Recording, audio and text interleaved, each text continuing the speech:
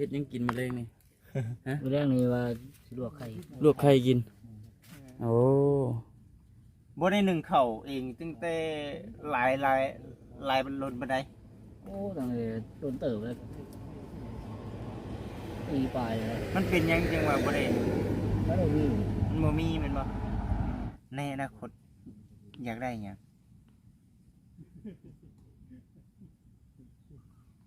อนาคต แม่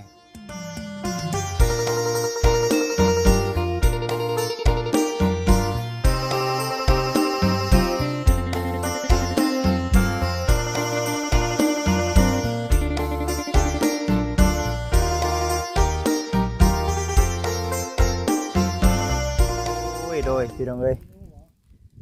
ปลาโดหมุดน้ำสิ้นแห้งพี่น้องเอ้ยเนาะซอยคนแน่ซอยหมุดน้ำแน่ดินี่เนาะบ่ธรรมดาปลาโดหมุดหลายแท้ไอ้นี่หมุดหลายดิแก้ไขเนาะป้าไว้ในนี่บ่ไว้นี่ดิโอ้โดหมุดหลายพี่น้องหมุดคันชับเนาะมึงนี่มันขึ้นมาถึงนี่พี่น้องเอ้ยบอนไว้มุดบอนที่ว่าไว้สิ้นแห้งนี่แหละแต่มุดกินพี่น้องเอ้ยเนาะป้าเด้อคอคู่ได้นี่ลมพัดได้นี่เนาะจะต้องย้ายบอนใหม่แล้วเนาะโอ้เด้อพี่น้องเอ้ยเอาจังใดก็ได้เด้อใกล้ได้เนาะบ่สิงเอ้ยเนาะใกล้ได้ใกล้สิได้เงาได้บาดนี่ใกล้สิได้เงาใกล้สิได้อยู่คนเดียวได้บาดนี่ได้เนาะพุ่นนำในถือว่ามีครบบ่แล้วนำกินเนาะนำกินถือว่ามีครบบ่แล้วพี่น้องเอ้ยเนาะโอ้มะแรงนี่สิกินข้าวกับหยังมะแรงนี่ เรื่องอะไรวะ แม่น ว่าสิลวกไข่ ลูกไข่แม่นบ่เกลือปลาแดกเป็นมื้อเฮาครบเบิดแล้วบ่มีแหละ นั่งเลยประเดี๋ยวแล้ว ปลาแดกบ่มีบ่ปลาแดกบ่มีเพิ่นว่าพี่น้องเอ้ยเนาะสิลวกไข่กินเนาะเอาซั่นอันนี้แหละพี่น้องเอ้ยเนาะอันนี้ก็จะเป็นในเรื่องบอนผักบอนเช้าเพิ่น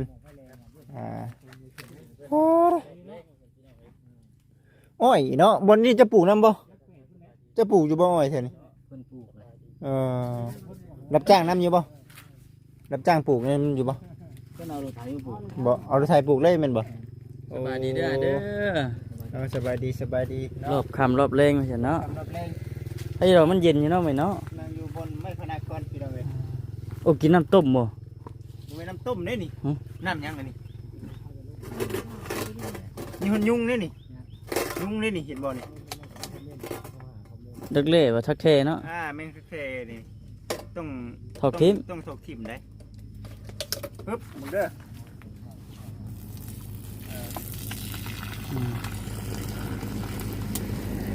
เพราะว่ามันสิมียุงขึ้นได้นี่มันสิมียุงเกิดขึ้นพี่น้องเลยเนาะเอามื้อนี้ก็ว่ามาอยู่ในรอบแรกจังบ่สิ่ง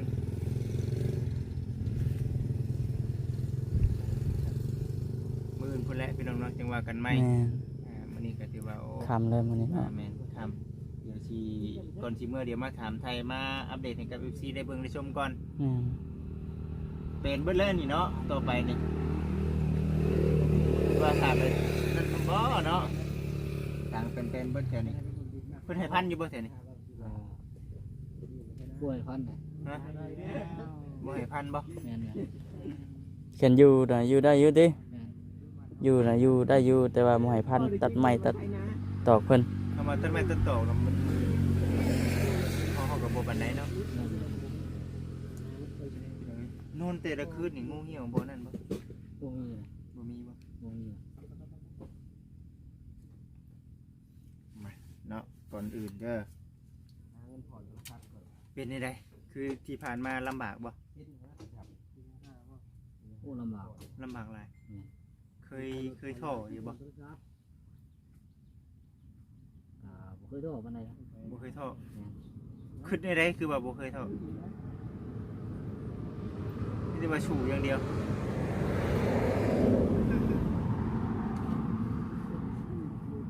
อยู่คนเดียวเนี่ยเคยน้ำตาไหลอยู่บ่ เคยนะ บ่เคยบ่ยันว่าจะคอยหน่อยคอยใจเนาะชีวิตเจ้าของคือเป็นอย่างนี้เนาะเพิ่นนะ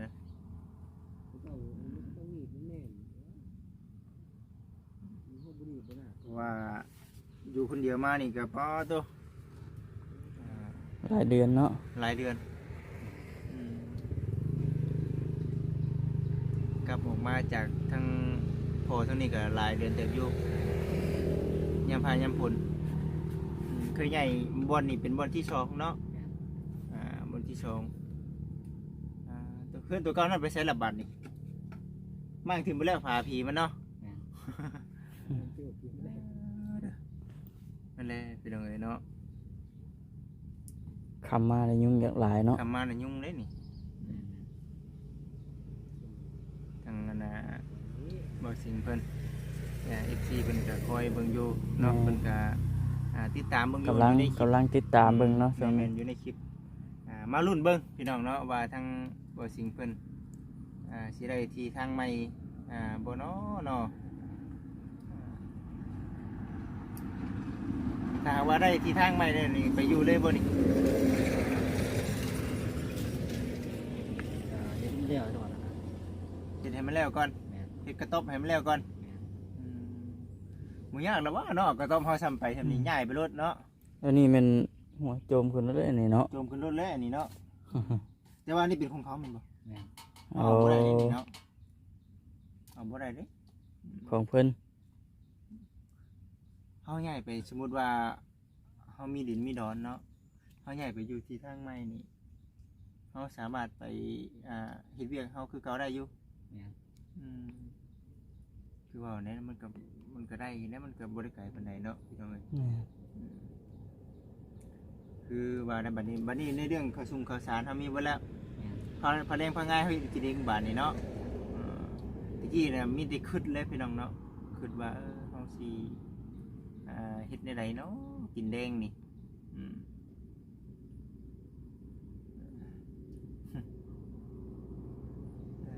เนาะ แต่ก่อนเนี่ยพืชไฟเด้เอาใช่ก็ เฮ้ยน่ะ บ่มี มี เอาอยู่ไปนี่บ่ญาติบ่ใช่ บ่คิดจ้านมาไหนนะ บ่คือญาติอยู่คนเดียวต้องสิเป็นที่ญาติแท้เนาะอยู่ไปเรื่อยๆติยิ่งเงียบบ่ยิ่งเงียบยิ่งดี แม่น อืม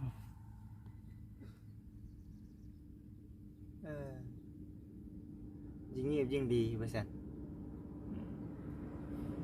อยู่ในบ้านพุ่นมันแบบที่ว่าจังไดเนาะ คือว่าเนี่ย เขาบ่ค่อยได้แบบว่าพบปะกับผู้คนบันไลนะเดี๋ยวเป็นคนป่านะว่าได้กันเนาะ แม่น ตลาดตะนายเดิค่ะ บ่ได้ไปบ่เวลา ใช่ใช่เด้อ เอาเวลาเกลือไปเด็กไปนัวใช่เด้ แม่นเลยคือหมกพริกวิ่งนัวเบิดได้เฮ็ดจังได เรือบ่ได้นั่นบ่ บ่มีบ่ แต่บ่มีนะ อ้าว มีบ่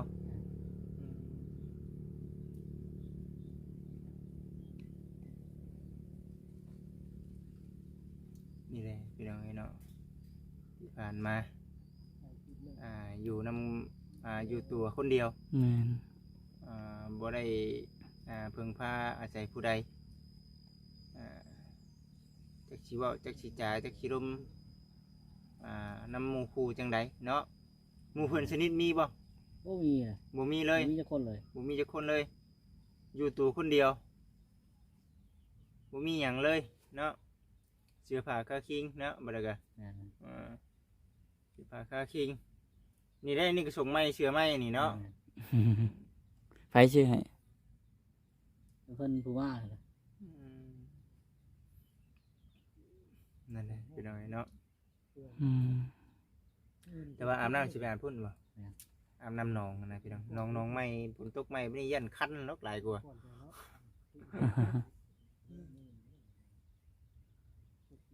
เรายังซึ้งๆอยู่ในพี่น้องเนาะเอา เดือ มาจามา เดือยังบ่ทันลึงบ่ แม่น ยังใหม่อยู่เนาะพุ่นแหละ3 มื้อ4 มื้อพุ่นแหละ แม่น จังสิคุ้นเคยกัน ๆเนาะยังบ่ทันยิ้มเด้ ยังบ่ทันยิ้มอยู่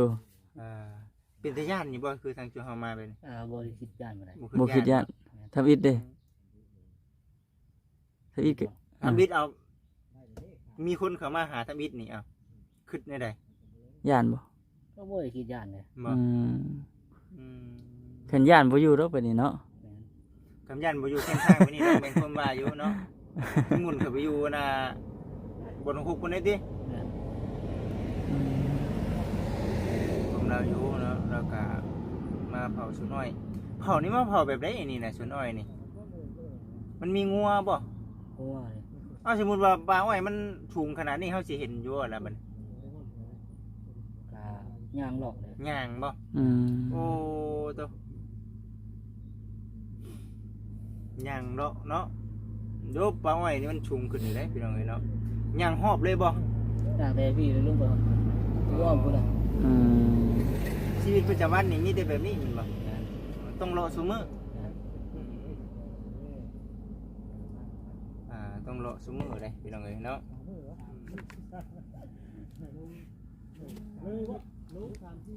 นั่นแหละเนาะมาอัปเดตเบิ่งแล้วพี่น้อง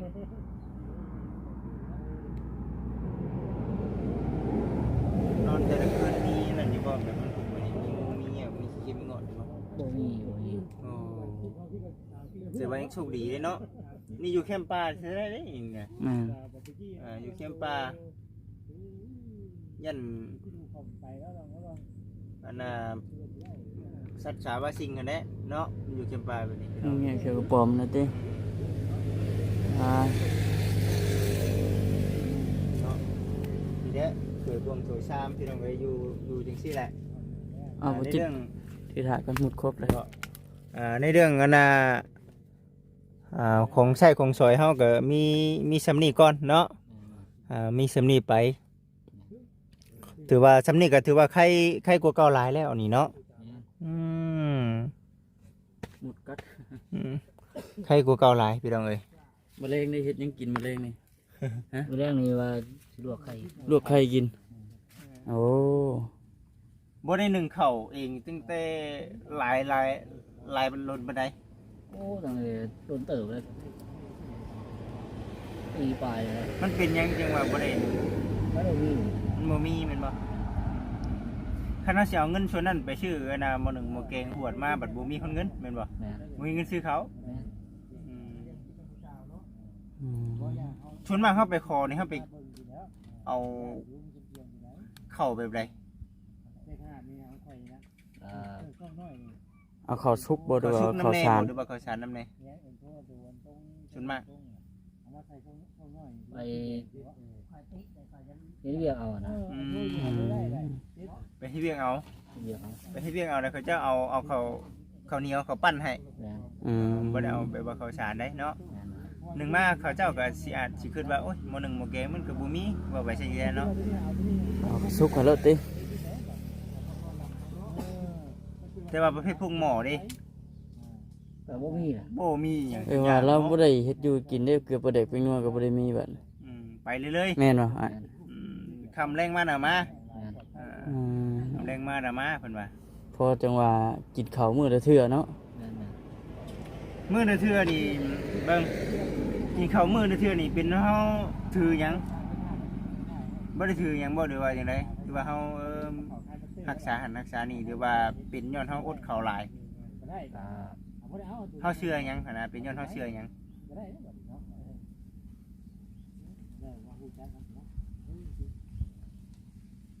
บ่เชื่อหยังเลยว่าคนตับเดียวนะ คนทับเดียว คนตับเดียว เออ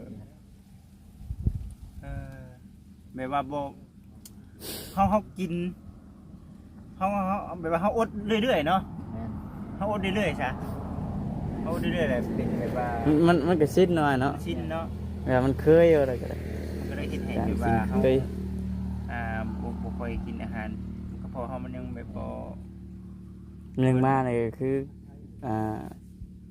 บ่มีข้าวนี่แหละหลักๆเนาะ แม่น เขากินบ่เต็มที่ปานใดนะบ่จิตสิประมาณนั้นแต่เฮากินคาบหนึงน่ะก็ กินข้าวแบบบ่เต็มเม็ดเต็มหน่วย อืม อืมก็เลยจอยพร้อมเนาะผู้รับผู้ใหญ่เพิ่นบ่ได้ครอบครัวเฮามันขาดความอบอุ่นเนาะ แม่น หนึ่งมามันก็สิเป็นอย่างนั้นได้พี่น้องเอ้ยบัดนี้สิมันสิฮ้อนได้บาดนี้ได้เนาะคนจังหน่อยทีมงานมาจังหน่อยทีมงานมาจากขาดความอบอุ่นจนฮ้อนแล้วบาดนี้ ผู้นั้นมาผู้นี้มาแล้วมาหาอย่าพอเบื่อพอนายเขาเด้อเนาะมาเว้ามาจ่าสิแล้วบ่ ใครก็บ่มีอันหมู่ปากหมู่เว้า ให้ เด้อ ผม เนาะ มีคนปากคนวานำได้เนาะ แม่น อืมเบิ่งในอนาคตอยากได้หยัง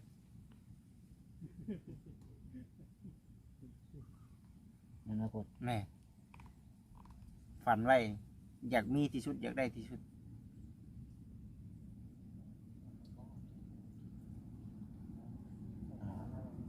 ยังบ่รู้เลย ยังบ่จัก ยังบ่ทันได้ฮู้ อืมคือเฮาบ่ได้คิดไว้แมันบ่ แม่น จักสิคิดหยังติเนาะฝันเด้ฝันอยากได้หยัง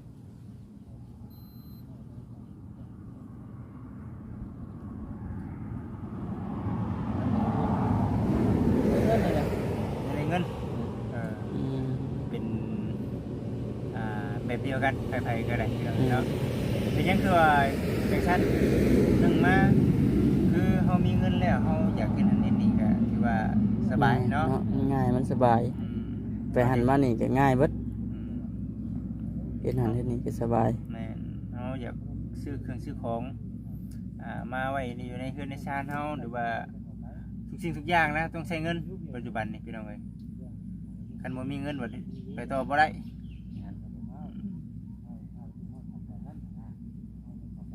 หักไอ้เคยย่างเลาะบ้านอยู่บ่ บ่เคยเลย บ่เคยบ่ อืม ลืมถามคนทางเจ้าพ่อเพิ่นเนาะอยู่บ้านไหนลืมถามเนาะจากนอนนํพี่น้องเอ้ยเนาะนั่งไปนํคุยไปนํบ่แดงซ้ำสินอนม่วนแล้วบ่แดงนี่เนาะ แม่น อืม ใครกลัวตะกี้อยู่เนาะตะกี้บ่ได้มีผ้าหยอกผ้ายางใช่บ่จักบ่ บ่มีเลย บ่มี หากเอามาใส่นี้เนาะเบิ่งนี่เนาะ แม่น อืมคักแล้วบัดทีนี้อันไฟโซลาร์เซลล์ก็มีนะหุงคักเป็นหยังบัดน่ะกลางคืนนี่ดังไฟไว้ได้นี่เนาะ อืมอ๋อมื้อนี้ก็คือว่าได้พี่น้องเอ้ยเนาะถามเบิ่งความฝันของเพิ่นเนาะเพิ่นก็แบบว่าตอบมาแบบว่าโอ้ยังบ่ทันได้คิดอีหยังซำนะว่าเฮาต่อไปสิวางแผนได้ไรว่าซั่นเนาะ แม่น อืมเนาะนี่แหละพี่น้องเอ้ยเนาะบัดนี้มันสิเข้ายามพายามฝนได้แล้วบัดเรื่องมามันก็สิลำบากแน่แหละปีกเปื้อนเบิดแล้วแถวนี้พี่น้องเอ้ย อืม คันว่าเฮาบ่ย้ายไปทางอื่นแน่อันนี้ก็จะเป็นในเรื่องของทางบอนพักบอนเช้าเพิ่นมันก็อยากสิหกน้ำแน่พี่น้องนี่แหละนอนปีนหัวปีนหางไปทางนี้แล้วเนาะเนี่ยใดมันอยู่ในใดมันสิมันสิเหนียวก็เฮ็ดเอาพี่น้องเอ้ยคนหมากนั่งไม้เพิ่นมีครบหมดเลยพี่น้องเอ้ยเนาะ บ่ มีทางทีมงานเพิ่นได้ชื่อ น้ำนั่นก็แม่นบ่อ่ะ แม่น นำในเพิ่นชื่อมาให้ย้อนว่าหนึ่งคือเห็น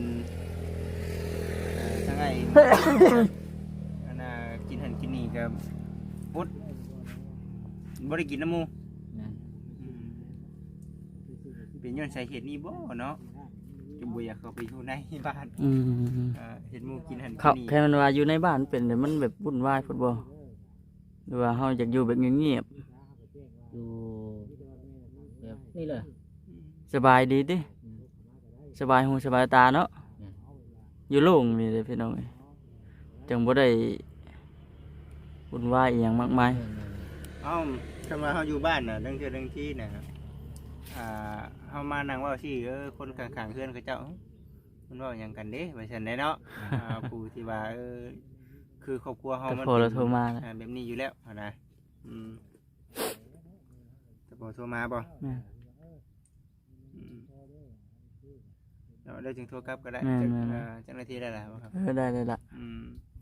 ไปฉันเด้อมีแต่ว่ามืออื่นสิมาหาไหมเนาะ ให้มาอยู่บ่ ให้มาอยู่บ่มื้อนี่ มา มาเนาะ ให้มานั่งดินนั่งลมสิแหละ มานั่งดินนั่งร่มมันแล้วเด้อเอาบ่จิตเองก็คือว่าเนาะบ่มีหลายคือกัน แต่ว่าอยากให้ซ้ำที่ให้ได้เด้อมีแต่ว่าชีวิตนี้สู้ๆนั่นแหละอย่าพอท้อเนาะสำเร็จก็อดเอาตะกี้ก็ถือว่าผ่านมาหลายเรื่องหลายเล่าวหลายอุปสรรคหลายอย่างเจ้าก็ยังสู้มาได้เด้ปัจจุบันนี้ก็มีทั้ง FC มีทั้งผู้รับผู้ใหญ่มันเบิ่งผู้ชมนะมีแต่ว่าสู้ๆนั่นแหละทั้งคิดไว้เนาะคิดไว้สิตรงที่ไทยบัดเวลาเขาเจ็บไข้ได้พยาธิแล้วเคยเป็นไข้เป็นหนาวอยู่บ่นี่ เคยเป็นอยู่เลย เป็นในเฮ็ดจังไดล่ะบัดนี่เอาเงินใช้ซื้อยา บ่มีล่ะ เศร้าเองบ่ เศร้าเองบ่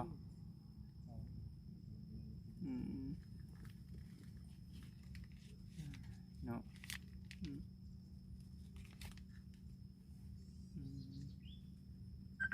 น่ะพี่น้องเอ้ยเนาะ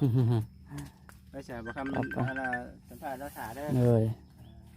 นั่นแหละมีแต่ว่ามื้อหน้ามื้อไหนได้เด้อสิเข้ามาหาใหม่ ฮัลโหลกำลัง นี่เลยพี่น้องเอ้ยเนาะอยู่กระต๊อบน้อยแล้วก็ได้ อยู่พี่อยู่ทางหัวใจ ฝนตกช่วงผู้หันเป็นได้เลยบ่ได้เปียกเบิดบ่ก่อนที่ว่าท่านมีพยางค์เปียกเห็นฝนตกแห้งช่วงนั้นน่ะไปอยู่ไสก็โอ้กระต๊อบน้ำหันบ่